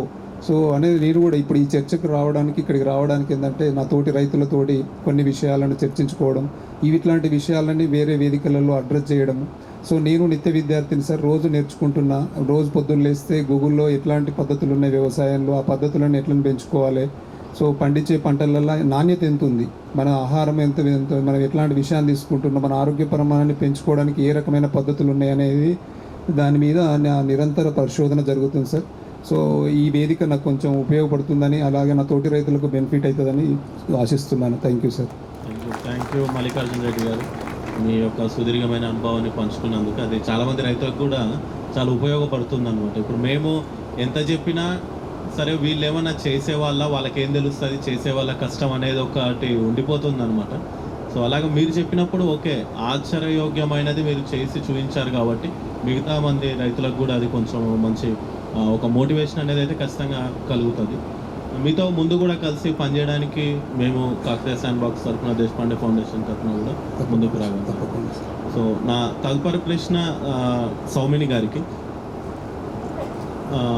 మేడం, ఇప్పుడు మీరు అగ్రి ఆహార్ అనే ఒక సంస్థని నెలకొల్పారు. అలాగే వ్యవసాయ రంగంలో మహిళలు వాళ్ళు చేసుకోవాల్సినటువంటి కొన్ని పనులు, వాళ్ళకి ఏ విధమైన గుర్తింపు దక్కాలన్న దానిపైన కూడా మీ యొక్క ఎక్స్పీరియన్స్లో అది కూడా ఉన్నది. సో ఇందాక హర్ష చెప్పినట్టు ఈ టెక్నాలజీ ప్లస్ సుస్థిరత్వం వీటన్నిటితో పాటు మనకు మహిళలు కూడా ముందుకు రావాల్సి ఉన్నది. సో ఒకవేళ మహిళల్ని కనుక మనం ముందుకు తీసుకొస్తే, ఎందుకంటే అది ఒక అన్టాప్డ్ పొటెన్షియల్ లాంటిది. 70-80% వరకు మహిళలే మన పనులన్నీ చేస్తూ ఉంటారు వ్యవసాయానికి సంబంధించి. సో అలాంటి మహిళల్ని మనం ఏ విధంగా ముందుకు తీసుకురాగలుగుతాం? ఒకవేళ తెచ్చినట్లయితే ఈ యొక్క మన ఈ సంకల్పం ఏ విధంగా ముందుకెళ్తుంది? ఒకసారి మీ మాటల్లో చెప్తాను. థ్యాంక్ యూ అండి. నేను అంటే సర్బ్ డిఆర్డీలో వర్క్ చేసినప్పుడు కూడా మహిళా సంఘాలతోనే వర్క్ చేశాను. ఇన్ఫ్యాక్ట్ నా బిజినెస్ స్టార్ట్ చేసుకోవాలన్న ఐడియా వాళ్ళ దగ్గర నుంచి నేర్చుకోవడానికి చెప్పుకోవడానికి నాకేమీ సిగ్గుగా లేదు. ఎందుకనంటే వాళ్ళ నుంచి నేను ధైర్యాన్ని అయితే తెచ్చుకున్నాను. చదువుకోవటంలో నేను ముందుండేదాన్ని, కానీ ఎప్పుడు బిజినెస్ పెట్టుకోవాలి లేకపోతే ఎర్న్ చేసుకోవాలి అనే కాన్ఫిడెన్స్ నాకు ఉండేది కాదు. బట్ ఎప్పుడైతే నేను సంఘాలతో వర్క్ చేశానో డీప్ అండ్ రూటెడ్గా, వాళ్ళు చిన్న చిన్న పొదుపులు చేసుకుని కూడా వాళ్ళు అంటే ఫ్యామిలీకి సపోర్ట్ చేయటము, ఉద్యోగం అనేది కాకుండా వాళ్ళు ఇండివిజువల్గా చిన్న చిన్న బిజినెసెస్ చేసుకోవటం, ఒకటి నేర్చుకోవటము. ఇది నాకు అంటే స్టార్టప్ లాగా నేను చేసుకోవడానికి కారణం కూడా ఏంటి అంటే, గవర్నమెంట్లో ఉంటే మనకి ఎంతైనా కొంచెం రెస్ట్రిక్టెడ్గానే అనిపించింది నాకు. బికాజ్ నేను ఇక్రిసాట్లో వర్క్ చేసినప్పుడు చాలా ఫ్రీడమ్ ఉండేది, ఇంటర్నేషనల్ ఏజెన్సీ కాబట్టి. బట్ గవర్నమెంట్లోకి వెళ్ళగానే కొంచెం రెస్ట్రిక్టెడ్. ఏంటి అని అంటే ఫండింగ్ గవర్నమెంట్ డిపార్ట్మెంట్లో ఉంటే మనం చేయగలుగుతున్నాము, లేదంటే లేదు. బట్ నేను ఎప్పుడైతే వాళ్ళకి నేర్పించడం మొదలుపెట్టానో నాకే చాలా స్కీమ్స్ ఉన్నాయి యూస్ చేసుకోవటానికి, అంటే వాళ్ళకి చెప్పడానికి కూడా నాకు ఒక ప్లాట్ఫామ్ని అయితే ఉంది, కానీ నేను ఆ ప్లాట్ఫామ్ నుంచి నేను ఇంప్లిమెంట్ చేయలేకపోయాను. That's the fact. ఎందుకంటే it's again restricted to superiors officials, మళ్ళీ దానికి ఒక కేటగిరీలో చేయడానికి. సో దెన్ ఐ డిసైడెడ్ లేదు, నేను చేయాలనుకుంటే కనుక బయటకు వచ్చి కూడా చేసుకోవచ్చు అనే ఉద్దేశంతోనే వరల్డ్ బ్యాంక్ కన్సల్టెన్సీని రిజైన్ చేసుకుని నేను బయటకు వచ్చి ఇండస్ట్రీ పెట్టాలి అంటే ఏం కావాలి, అలాగే విమెన్ అనేది మీరు అంటున్నారు, విమెన్కి కూడా మనకి అంటే ప్రతి ఇండస్ట్రియల్ ఎస్టేట్లో ఒక 30% అనేది అలాట్ చేస్తారు, అది చాలామందికి కూడా తెలియదు. సో ఆ కేటగిరీలో మనకి ఏమన్నా వస్తుందా, ఫస్ట్ ఇండస్ట్రియల్ ఎస్టేట్ చేయాలంటే ఎవరిని అప్రోచ్ అవ్వాలి. సో ఇదంతా మనము రీసెర్చ్ చేసుకుంటా, నేర్చుకుంటా, అసోసియేషన్స్ జాయిన్ అవ్వకుండా అలా నేర్చుకుని నేను ఒక చౌటుప్పల్ ఇండస్ట్రియల్ ఎస్టేట్లో ల్యాండ్ తీసుకోవడం జరిగింది. ఇది 2016-17లో. సో అక్కడ నుంచి నా journey second part of career అంటా నేను. ఎందుకంటే చదువు ఒక కెరియర్ పార్ట్, అలాగే సర్పిచ్చిన ఎక్స్పీరియన్స్తో నేను నా బిజినెస్ని కానీ అంటే స్టార్టప్ లేకపోతే నా జర్నీని స్టార్ట్ చేసినట్టు నేను లెక్కేసుకుంటాను. స్మాల్ కాదు, నేను అది సక్సెస్ స్టోరీ లాగానే నా సెల్ఫ్ సక్సెస్ స్టోరీ. ఎందుకంటే లేడీస్కి మనకున్న రెస్ట్రిక్షన్ ఏంటి అని అంటే భర్త సైన్ చేస్తే తప్పితే లోన్ రాదు అనేది. బట్ నో, మనం చూపించే కాన్ఫిడెన్స్ బట్టి లోన్స్ ఇస్తారు, ఇవ్వటానికి కూడా ఆస్కారం ఉంది. ఏంటంటే మనము ఫస్ట్ మన బిజినెస్ని మనం ఎలా ప్రపోజ్ చేస్తున్నాము అనేది, ఎంత కాన్ఫిడెంట్గా మనకి స్ట్రక్చర్ ఉందా, అంటే ప్రొక్యూర్మెంట్ చాలా, అంటే నాకు ఇంటికి వచ్చి బ్యాంకర్ చేస్తారు, ఎందుకంటే ఊరినే లోన్స్ రావండి. సో అది ఎలా మనం ఎంత స్ట్రాంగ్గా మనం మన బిజినెస్ చేద్దామనే ఉద్దేశంలో మనం ఎంత స్ట్రాంగ్ ఉన్నామో దాన్ని బట్టి బ్యాంకర్స్ ఇస్తారు. నాకు లోన్ వచ్చింది, నాకు ఇప్పుడు ఇండస్ట్రీ కూడా స్టార్ట్ అయింది. చౌటుప్పల్ ఇండస్ట్రియల్ ఎస్టేట్లో ఇప్పుడు ఒక 11,000 స్క్వేర్ ఫీట్ ఇండస్ట్రీని నేను ఎస్టాబ్లిష్ చేసి ప్రస్తుతానికి దాన్ని మళ్ళీ ఇప్పుడు బేబీ స్టెప్స్, సెకండ్ స్టెప్, ఒక ఇండస్ట్రీ ఎస్టాబ్లిష్ చేయటం వేరు, ఇక్కడ నుంచి మళ్ళీ నెక్స్ట్ స్టెప్కి వెళ్ళటం వేరు. సో ఇక్కడ అంటే ఇది మేము ఒక ప్లాట్ఫామ్గా క్రియేట్ చేసుకుని ఇక్కడ మేము చెప్పేది రైతు సంఘాలు ఎక్కడైతే నా జర్నీ స్టార్ట్ అయిందో అక్కడ నుంచి మళ్ళీ మేము లింక్ చేస్తున్నాం. ఇప్పుడు మన సేఫ్ ఫుడ్ అనేది ఒక ఫెడరేషన్ ఒకటి ఏర్పడింది ఇక్కడ మనం మీ ఇన్ అండ్ అరౌండే. సో అక్కడ ఒక 60 FPOs ఉంటారు. సో ఇట్లా ఫెడరేషన్స్కి మేము ఇప్పుడు నాది ఒక పైలట్ మోడల్ లాగా నేను క్రియేట్ చేస్తున్నాను. అంటే మీరు ఎవరైనా రావచ్చు, సెకండ్ సాటర్డే మాకు ఎక్స్పోజర్ విజిట్స్ ఉంటాయి, అందరు ఫార్మర్స్కి ఎవరైనా వచ్చి చూడొచ్చు. ఎందుకంటే జీరో ప్రొడక్షన్ డేగా మేము ఆ రోజు డిక్లేర్ చేసుకుని we want to create that awareness, అంటే ఇండస్ట్రీ ఇలా ఎస్టాబ్లిష్ చేసుకోవచ్చు, ఇలా మనం ప్రోగ్రెస్ చేయాలి అన్నది. అంటే మాకు ఎండ్ టు ఎండ్ స్టోరేజ్ నుంచి మళ్ళీ ప్రాసెసింగ్ నుంచి ప్యాకింగ్ నుంచి బ్రాండింగ్, ఇదంతా కూడా మేము అక్కడ ఫెసిలిటేటింగ్ చేయడం జరుగుతుంది. So I invite all NGOs to facilitate that to అగ్రిగర్. ఎందుకనంటే ఒక ఆపర్చునిటీ అంతే. ఎవరు దాంట్లోంచి ఇప్పుడు మీరు తీసుకొచ్చిన 30 మందిలో 40 మందిలో ఎవరో ఒకళ్ళు ట్రాన్స్ఫార్మ్ అయినా ఐఎమ్ సక్సెస్ఫుల్ అని నా నెక్స్ట్ స్టేజ్ ఆఫ్ సక్సెస్ని నేను అనుకుంటున్నాను. ఎందుకనంటే ఇక్కడ FPOs అందరూ ఇప్పుడు చాలా వరకు డైరెక్షన్ ఎక్కడికి వెళ్తుంది అనేది చాలామందికి ఇట్స్ అ క్వశ్చన్. అంటే ఇన్పుట్ మార్కెటింగ్ చేస్తున్నారు, బిజినెస్ చేస్తున్నారు, టర్న్ ఓవర్ చేస్తున్నారు, దిస్ వెల్ అండ్ గుడ్, నేను వద్దనట్లేదు. కానీ అక్కడ నుంచి వాల్యూ చైన్లో అహెడ్కి వెళ్ళాలి, అంటే ముందుకెళ్ళాలి. ఇదే మేము నేర్పించాము అక్కడ DRDAలో. అంటే వాల్యూ చైన్లో మనం ఎంత ప్రోగ్రెస్ చేసుకుంటే అంత బెనిఫిట్ ఉంటుంది. సో కందిపప్పు చేయటం నేర్పిస్తాం మేము, మిల్లెట్స్ పౌడర్, రాగి, అంటే అన్నీ. ఇప్పుడు మేము రవ్వ లడ్డూలు, జొన్న లడ్డూలు, మా మదర్ నవ్వుతూ ఉంటారు, PhD చేసి రాగి లడ్డు జొన్న లడ్డు అమ్ముతున్నావా అని. బట్ నేను ఒక ప్రొఫెషన్గా తీసుకున్నాను అది. సో అది ఎలా అంటే ఇది ఒక చిన్న ప్రయత్నం మాత్రమే నేను చేసేది. ఇలాంటి ఇన్స్టిట్యూట్స్ ఇంకా చాలా అవసరం ఉన్నాయి ప్రతి మండల్లో. అంటే అంత పెద్ద ఇండస్ట్రీ పెట్టినా సరే అంత రిక్వైర్మెంట్ ఉంది. ఎవ్రీ మండల్కి అంత పెద్ద ఇండస్ట్రీ పెట్టుకునే అవకాశం ఉంది. సో దీంట్లో ఎవరు ముందుకు వస్తే ఫస్ట్ టేకర్స్గా వాళ్ళు ఉంటారు, వాళ్ళు బిజినెస్ చేసుకుంటారు. బట్ ఇక్కడ అడ్వాన్స్ కూడా మనం చేసుకోవచ్చు. నేను ఇప్పుడు ప్రస్తుతము చాలా డిటాచబుల్ మోడ్లో, కన్వర్టబుల్ మోడ్లోనే క్రియేట్ చేసుకున్నాను. అది ఎలా చేసుకున్నాను ఏంటి అనేది మేము FPOస్కి అందరికీ కన్సల్టెన్సీ మోడ్లో కూడా, అంటే it's not chargeable but it's a kind not of free service. Because నేను బిజినెస్ చేసి నేర్పిద్దాం అనేదే నేర్చుకుంటున్నాను. ఎందుకంటే సర్వీస్ అనేది it can be chargeable but at low cost లాగా మాది ఉంటుంది సర్వీసెస్. విమెన్ వచ్చేటప్పటికి మేము అంటే ఇక్కడ వీళ్ళందరికీ కూడా విమెన్ ఎంపవర్మెంట్ చేయటం, ఆంటర్ప్రినర్షిప్ చేయటం వేరు, ఇక్కడ మళ్ళీ మార్కెటింగ్ కూడా ఒకటి ఇది. సో అందుకనే మేము ఒక ఈకామర్స్ పోర్టల్ని సెల్ఫ్ ఇన్వెస్ట్ చేసుకుని వీమార్ట్ గ్లోబల్ అని ఒక సంస్థని ఏర్పరచుకుని దాంట్లో ఈకామర్స్ పోర్టల్ క్రియేట్ చేసుకున్నాం. ఏంటి అని అంటే ఫస్ట్ మనకి ఆ యాక్సెసిబిలిటీ టు ఆన్లైన్. సో అది మేమే మీ ప్రోడక్ట్స్ని తీసుకుని దాంట్లో అప్లోడ్ చేసుకుని ఆ లింక్స్ ఇస్తాము, మీరు అవైలబుల్ అని ఆన్లైన్ అని చెప్పుకోవటానికి. ఎందుకంటే అందరికీ మీరు ఎక్కడున్నారో మీరు తెలియదు, అవసరం లేదు. మీ ప్రోడక్ట్ బాగుంటే ఎక్కడికైనా వెళ్ళేటట్లు ఆ ప్రయత్నంలో మేము ముందుకు తీసుకెళ్తున్నాము. థ్యాంక్ యూ సోమిని గారు. సో ఉమెనే కాకుండా ఎఫ్పిఓస్లో ఇప్పుడు మన మెన్ కూడా చాలా మంది ఉంటారు. సో ఎఫ్పిఓస్కి కూడా ఈ యొక్క ప్లాట్ఫామ్ అన్నది మీది క్రియేట్ చేసిన ఈ కామర్స్ ఒక మంచి లైవ్లీహుడ్ డైవర్సిఫికేషన్ అవుతుందని ఆశిస్తున్నాను. అండ్ తదుపరి ప్రశ్న శ్రీహర్ష గారికి. సో హర్ష గారు, ఇప్పుడు మీరు చాలా వరకు ఈ పబ్లిక్ పాలసీ మేకింగ్లో కావచ్చు, మీ యొక్క రైతు స్వరాజ్య వేదిక తరఫున కావచ్చు, చాలా వరకు మీ పాలసీస్ని డిజైన్ చేయడానికి హెల్ప్ చేస్తున్నారు. సో అలాగా మీరు డిజైన్ చేసేప్పుడు ఇప్పుడు మీకు వచ్చిన ఇన్పుట్స్ ఖచ్చితంగా విలేజెస్ నుంచే రావాలి. సో విలేజ్ యాజ్ ఎ యూనిట్గా ఎలాగ మీరు వాళ్ళని తీసుకొని వాళ్ళ నుంచి ఇన్పుట్స్ తీసుకొని మీరు ఎలా తీసుకెళ్లేవాళ్ళు? అండ్ మీరు కూడా ఇప్పుడు ప్రతిసారి బయట నుంచి ఎవరో వచ్చి చెప్పాల్సిన అవసరం లేకుండా మన రైతులే మన వాళ్ళే కూడా ఎలాగ సంఘటితంగా తయారు అవ్వాలన్న దానికి మీరిచ్చే సలహాలు ఏమున్నాయి? అంటే మేము ఫర్ ఎగ్జాంపుల్ ఒక నెల క్రిందట మన అగ్రికల్చర్ మినిస్టర్ గారితో కూడా కూర్చొని మాట్లాడటం జరిగింది రైతు స్వరాజ్య వేదికగా. అంటే వాళ్ళ మేనిఫెస్టోలో అనేక రైతుల కోసం చాలా ఇది చేస్తాము, అంటే ఫర్ ఎగ్జాంపుల్ రైతు భరోసా పెంచిస్తాము అని చెప్పారు, దాని తర్వాత కౌలు రైతులు కూడా ఇస్తామని చెప్పారు, రుణమాఫీ చేస్తామని చెప్పారు 2 లక్షల వరకు, ఇలాంటివన్నీ చెప్తున్నారు. కానీ వాస్తవానికి ఏమిటంటే ఇవన్నీ గ్రామాల్లో చర్చలు అవుతున్నాయా? రైట్, అంటే గ్రామ స్థాయిలో చర్చలు అయ్యి ఇవన్నీ పై వరకు వెళ్తే అంటే ఇప్పుడు బడ్జెట్ సెషన్ ఫిబ్రవరి మధ్యలో వస్తుంది, రైట్, ఫిబ్రవరి ఎండ్ కల్లా. అప్పటికల్లా కొన్ని చర్చలు వాళ్ళు అక్కడ కూడా చేస్తారు, అసెంబ్లీలో కూడా. అప్పటికల్లా కొన్ని చర్చలు గ్రామాల్లో అయి పై వరకు వెళ్తే, కొన్నిసార్లు గ్రామ సభ తీర్మానంతో వెళ్తే దాని పవర్ వేరే ఉంటుంది. చాలాసార్లు ఏంటంటే ఎక్కువగా సూట్ బూట్ వేసుకున్న వాళ్ళు ఏదో ఒక లెక్కలు చెప్పి అక్కడ వాళ్ళు చెప్తారు, రైట్. దీంట్లో ఇంకా పెద్ద సమస్య ఏంటంటే అసలు సమాచారమే లేదు, రైట్. రైతుల ఫర్ ఎగ్జాంపుల్ మీకు ఇంత ఖర్చు అవుతుంది ఈ వీటికి అనేది సమాచారమే చాలా తక్కువ ఉంది, రైట్. సో ఈరోజు పొద్దున్న కూడా కార్లో మేము హైదరాబాద్ నుంచి వస్తూ ఉంటే సమీర్ సిసోడియా అని రెయిన్ మ్యాటర్ ఫౌండేషన్ నుంచి ప్లస్ ఇంకొకరు కూడా ఉంటే మేము మాట్లాడుకుంటా ఉండే.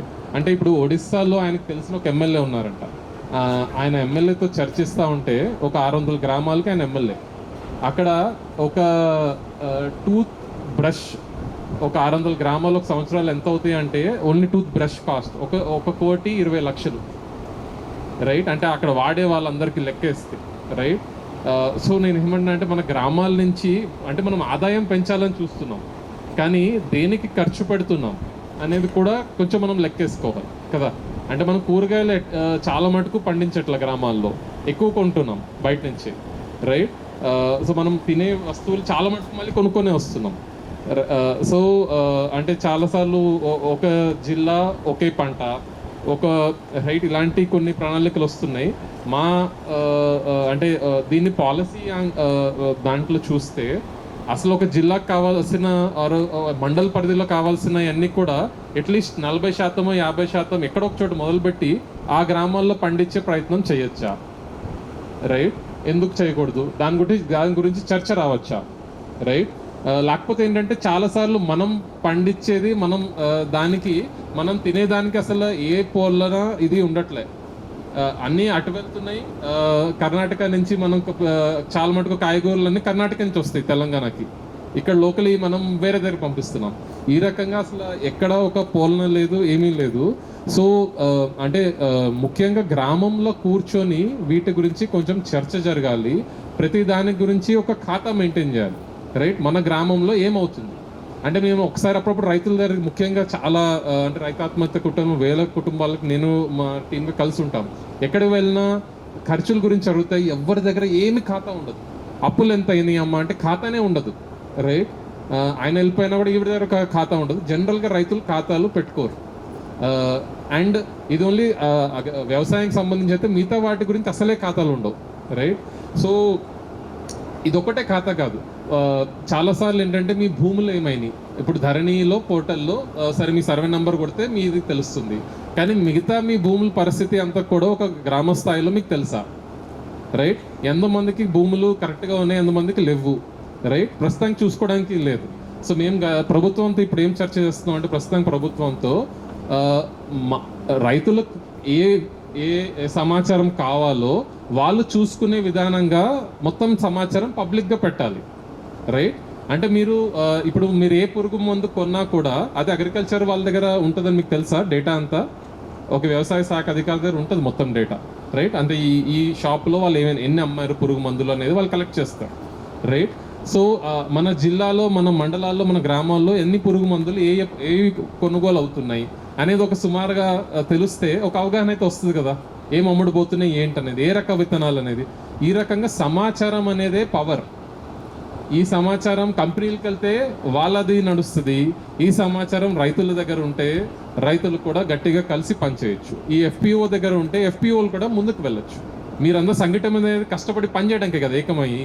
కానీ మీ దగ్గర సమాచారమే లేకపోతే మీ గ్రామంలో ఏమవుతుంది, మీ డబ్బులు ఎట్లా ఖర్చు అవుతున్నాయి, మీ వ్యవసాయానికి ఎట్లా యూజ్ అవుతున్నాయి, మీ భూములు ఏమవుతున్నాయి, మీ దగ్గర ఎంత వాన శాతం ఉంటుంది ఏంటి అనేది అంతా కూడా మీ సమాచారం మీ దగ్గర ఉండడానికి ఒక గట్టి ప్రయత్నం అవ్వాలి. మేము రాష్ట్ర స్థాయిలో కూడా ఐటీ మినిస్టర్తో అందరితో కూర్చొని కూడా చర్చలు చేస్తున్నాం. కానీ మీరు కూడా వీటి గురించి చర్చ అయితే కొంచెం చేయాలి. సో అండ్ వీటి ద్వారానే పాలసీలు తయారవుతాయి.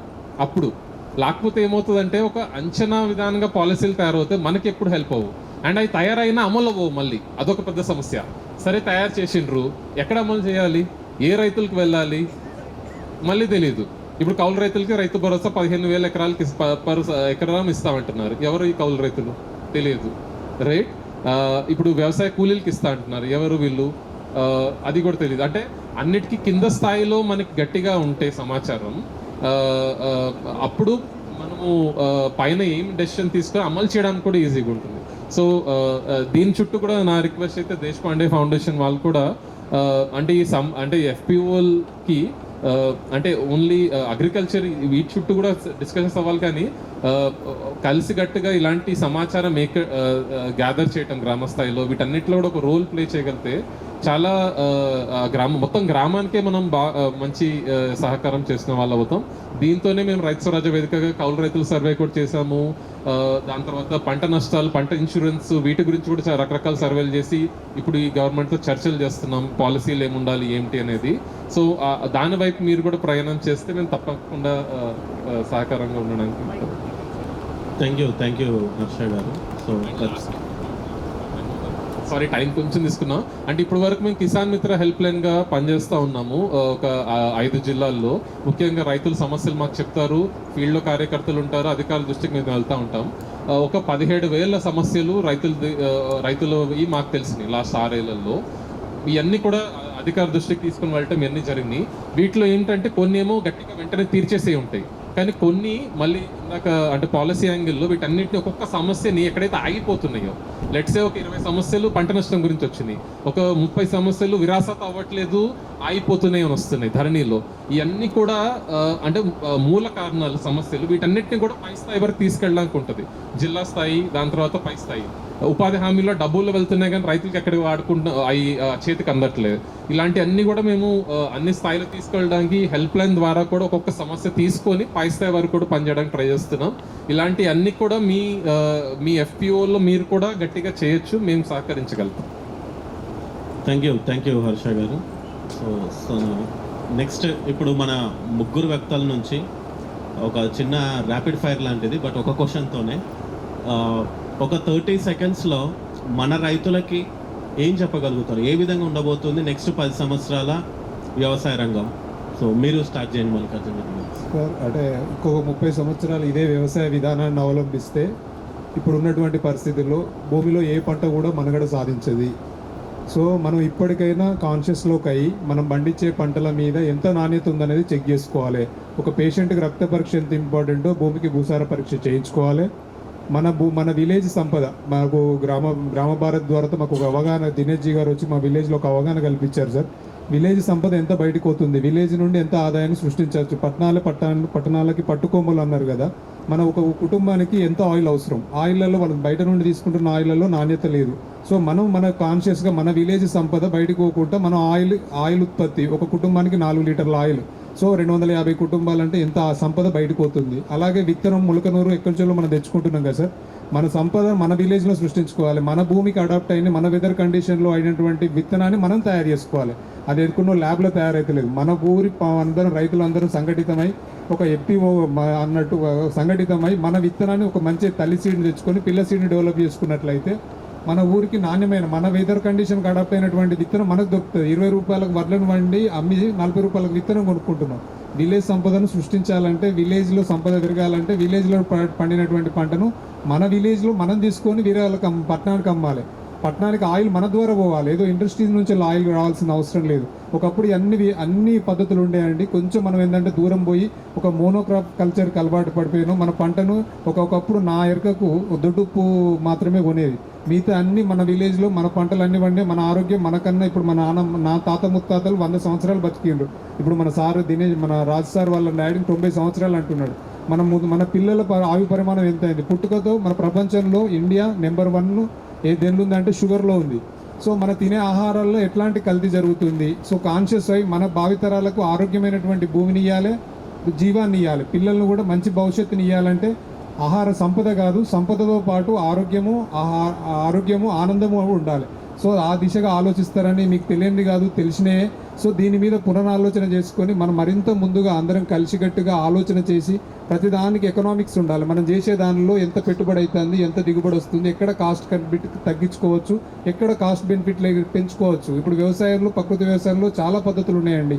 సో పురుగు నిర్మూలించడానికి ఎట్లా, భూమిలో ఆర్గానిక్ కార్బన్ పెంచే పద్ధతులు ఏమేమి ఉన్నాయి. సో డిఏపి కొనాలన్నా డిఏపికి బదులుగా రాక్ సల్ఫేట్ కొనుక్కోవాలన్నా అది ఎక్కడి నుంచి తీసుకోవచ్చు. ముడి పదార్థం భూమి నుండి ఉత్పత్తి అయ్యేది. పెరుగు పుల్లటి మజ్జిగ స్ప్రే చేసి సార్ చెప్పారు, అస్సాం అనే రాష్ట్రంలో ఫెర్టిలైజర్స్ వినియోగాన్ని తగ్గించి వాళ్ళు పంట పండించి చూపిస్తారు. సో పుల్లటి సల్ల స్ప్రే చేసుకోవడం వల్ల ఎట్లాంటి పద్ధతులు ఉన్నాయి, చాలా పద్ధతులు. ఇప్పుడు మనకు ఫోన్ అవైలబిలిటీ ఉంది కాబట్టి మనం తెరుచుకొని మనం పండించిన పంటను కూడా అమ్ముకోవాలి. మనం పండియడం గొప్ప కదండి. పండించిన పంటను మనం పబ్లిసిటీ చేయాలి, ఎలక్ట్రానిక్ మీడియా, ప్రింట్ మీడియా ద్వారా చేసి. సో మనం అనిపించింది రైతు నుండి వినియోగదారునికి అమ్మాలి సార్. దానికోసం చిన్న యాప్ కూడా డెవలప్ చేయడం జరిగింది సార్, కృషి అనే యాప్. సో దీనిలో ఏం చేస్తున్నాం అంటే అవి చేసే రైతు ఎక్కడ నిజామాబాద్ నుంచి చేసిన రైతు అని దానిలో పెట్టుకొని ఆ చేసే పద్ధతులను ఆయన అన్ని ఫొటోస్ చూపిస్తాడు. సో అమ్ముకోవచ్చు. ఆ ఎక్కడి రైతు అక్కడిని అమ్ముకునేటట్టు. అలాగే ఫార్మర్ డైలాగ్ బాక్స్ కూడా ఎవ్రీ వారము ఒక సైంటిస్ట్ ఒక రైతుని పెట్టి ప్రకృతి వ్యవసాయం దేశం మొత్తం మీద ఉన్న రైతుల్ని ఒక వేదికగా కల్పించి ఆలోచనను అంటే వినియోగదారుని కూడా తినే ఆహారంలో ఎంత నాణ్యత ప్రమాణాలు ఎట్లా చెక్ చేసుకోవాలనేది ఎవ్రీ వారం ఒక ప్రోగ్రామ్ కండక్ట్ చేయబోతున్నాం సార్. సో వారం మన డైలాగ్ బాక్స్ అనేది కూడా పెట్టడం జరుగుతుంది సార్. ఇది సార్ నా సైడ్ నుండి చిన్న రిక్వెస్ట్. థ్యాంక్ యూ మల్లికార్జున గారు. కొంచెం సమయం ఎక్కువ తీసుకున్నా చాలా బాగా చెప్పున్నారు. అది రైతులకు కూడా అవసరం ఉన్నది కాబట్టి మధ్యలో సౌమిని గారు మీరు ఒక 30 సెకండ్స్లో ఒక మెసేజ్ ఫార్మర్స్కి. అంటే మల్లికార్జున్ గారు చెప్పింది వాస్తవం అండి. నేను వర్క్ చేసేది కూడా అదే కాన్సెప్ట్లో. ఇందాక మండల్కి ఒక నా అంత సైజు యూనిట్ అని ఎందుకు అన్నాను అంటే ఆ ఉత్పత్తిని మీరే అక్కడ తినేటట్లు మీరు ఆలోచించుకున్నప్పుడు ఆ అగ్రి బిజినెస్ యూనిట్స్ అంటే మనం చిన్న ఎంటర్ప్రైజెస్ ఇప్పుడు ఆయిల్ పట్టడానికి ఒక చిన్న ఆయిల్ మెషిన్ అయితే పెట్టుకోవచ్చు కదా. సిమిలర్లీ మనం ఏమైనా రైస్ మిల్లు, దాల్ మిల్లు ఇలాంటి చిన్న మెషినరీస్ పెట్టుకోవడానికి కూడా ఆస్కారం ఉంది. చాలా స్కీమ్స్ ఉన్నాయి. వీటి గురించి ఏమన్నా ఇన్ఫర్మేషన్ కావాలంటే మేము ఇస్తాము, ప్రాబ్లం లేదు. ఇలాంటి సెటప్స్ పెట్టుకున్నప్పుడు ఏమవుతుంది అంటే ఫస్ట్ మనం అంటే ఎవరికి అమ్మాలి. ఇప్పుడు ఎఫ్పిఓస్ కూడా పెద్ద క్వశ్చన్ ఏంటంటే అంత ఇండస్ట్రీ పెట్టుకుని మనం ఎవరికి అమ్మాలి అంటారు. మీ దగ్గర 500 ఫార్మర్స్ ఉన్నారంటే 500 ఫ్యామిలీస్ ఉన్నారు, 2000 మంది కస్టమర్స్ మీకే ఉన్నారు. ఒకటే ఆన్సర్. సో మీరు ఫస్ట్ అమ్ముకున్న తర్వాత ఎంతవరకు మనకు ప్రొడక్షన్ కావాలి, ఎంతమంది మనం ప్రొక్యూర్ చేసుకోవాలి, ఇదంతా ప్లానింగ్లో మనకు ఉంటే కనుక అంటే బ్యాక్ ఎండ్ ప్లానింగ్ మన ప్రొడక్షన్ నుంచి మనము ఎండ్ కన్జ్యూమర్ వరకు ఎంత కన్జ్యూమర్స్ మళ్ళీ మన దగ్గరే ఉన్నారు. మనం తినే పప్పు ఎక్కడి నుంచి వస్తుందో ఆలోచించుకోండి, మనం తినే బియ్యం ఎక్కడ మిల్లులో వస్తుందో ఆలోచించుకోండి. అది మీరే చేయగలిగితే we are successful. Thank you so much. Harsha మీ మెసేజ్. అంటే నాకు 2 ఇమేజ్లు ఉన్నాయి. ఒకటి ఇప్పుడు అవుతున్న వ్యవసాయం పద్ధతి ఎట్లయితే వేరే దేశాల్లో కూడా మనం చూస్తూ ఉన్నాం, అదే విధంగా కొనసాగుతాయి. అయితే పెద్ద పెద్ద భూస్వాములు మిగులుతారు, చిన్న సంఖ్య రైతులు ఉండరు. మీ అనుబంధ డిపార్ట్మెంట్లు కూడా ఎవరు ఉండరు. అంటే పెద్ద భూస్వాములకి కార్పొరేట్తో డైరెక్ట్గా మాట్లాడగలుగుతారు. డిపార్ట్మెంట్లు ఉన్నది, గవర్నమెంట్ ఉన్నది చిన్న రైతుల కోసమే కదా. వాళ్ళ కోసం, వాళ్ళ బెనిఫిట్ కోసమే. కాబట్టి గవర్నమెంట్ డిపార్ట్మెంట్లు ఉండరు, ఎవరు ఉండరు, రైట్? రాష్ట్ర స్థాయిలో ఉంటారు కానీ కింద స్థాయి అధికారులు వీళ్ళెవ్వరు కూడా అవసరం లేదు. వాళ్ళ కంపెనీలు ఉంటారు, వాళ్ళతో డీల్ చేసుకుంటూ ఉంటారు, వాళ్ళకి కావాల్సిన పనులు అవుతూ ఉంటాయి, యాంత్రీకరణ ఉంటుంది, ఈ రకంగా ఒక పరిస్థితి ఉంటుంది. లేదు మనం అందరం కూడా ఇప్పుడు అనుకున్న, ఇందాక నుంచి కొంచెం మాట్లాడుకుంటున్నాము, మీరందరూ సంఘటితమై ఈ అంశాలని గట్టిగా మనం చర్చించి రైట్ ఏకమై కొంచెం కొద్దో మాట్లాడగలిగి రాష్ట్ర స్థాయి, కేంద్ర స్థాయి వరకు కూడా ఈ సమస్యల గురించి చర్చ వస్తే అండ్ దాని తగ్గట్టుగా ప్రభుత్వాలు కూడా మారితే డెఫినెట్గా ఒక మనం ఏదైతే మహిళా రైతు, ఒక పురుష రైతు, మన ఎద్దుల బండ్లు ఇలాంటివన్నీ ఇంకా కొనసాగుతాయని నాకు నమ్మకం ఉంది. ఆదివాసీ రైతులు వాళ్ళ అడవులు కూడా మళ్ళీ కొట్టేసిని కూడా మళ్ళీ పునరుద్ధరణ అవుతాయి కూడా అని నమ్మకం ఉంది. సో కానీ ఇవన్నీ కూడా మనమేమి ఇప్పుడు ఇక్కడ కూర్చున్న వాళ్ళం, ఎస్పెషల్లీ ఇంత నెట్వర్క్ ఉండి పవర్ ఉన్నది. ఇక్కడ మీటింగ్లో మీరు ఉన్న 100 రైతులు అవుతే ఇక్కడ ఆల్మోస్ట్ ఒక లక్షలాది రైతుల్ని జీవితాలు మార్చే పవర్ ఉన్న వ్యక్తులు కూడా ఉన్నారు కదా. సో వాళ్ళని ఇన్ఫ్లుయెన్స్ చేయడం కూడా చాలా ఇంపార్టెంట్. సో మీరు అందరు కూడా అందుకనే చాలా ఇంపార్టెంట్ రోల్ ప్లే చేస్తారు. థ్యాంక్ యూ హర్ష గారు. సో సమ్మప్ చేయాలంటే ఇప్పుడు ఒకటి, ముగ్గురు వ్యక్తులు ఏకాభిప్రాయం పైన ఉన్నది ఖచ్చితంగా టెక్నాలజీ కావాలి, పాత పద్ధతులని వదలకుండా వాటిని కలిపి ముందుకు తీసుకొని వెళ్ళాలి. అండ్ అలాగే ఈ సుస్థిరత్వం పైన ఎక్కువ మనము మన యొక్క ఆలోచనలు ముందుకెళ్ళాలి. అండ్ విలేజ్ని ఒక యూనిట్గా మన చర్చలు కావచ్చు, మిగతావన్నీ కూడా ఒక విలేజ్ నుంచి స్టార్ట్ అవ్వాలి. విలేజ్ నుంచి పాలసీ మేకింగ్ అనేది ముందుకెళ్తే మంచిది. అది ఎంతవరకు మనం చేయగలుగుతుంది అనే తర్వాత ప్రశ్న, బట్ అలాగా ముందుకెళ్తే మంచిది. అలాంటి ఆలోచన మన రైతుల్లో ఉన్నదైతే ఖచ్చితంగా కలగాల్సి ఉన్నది. సో ఈ ప్యానెల్ని సక్సెస్ఫుల్గా కంప్లీట్ చేసినందుకు ప్యానలిస్ట్కి నాకు హృదయపూర్వక ధన్యవాదాలు.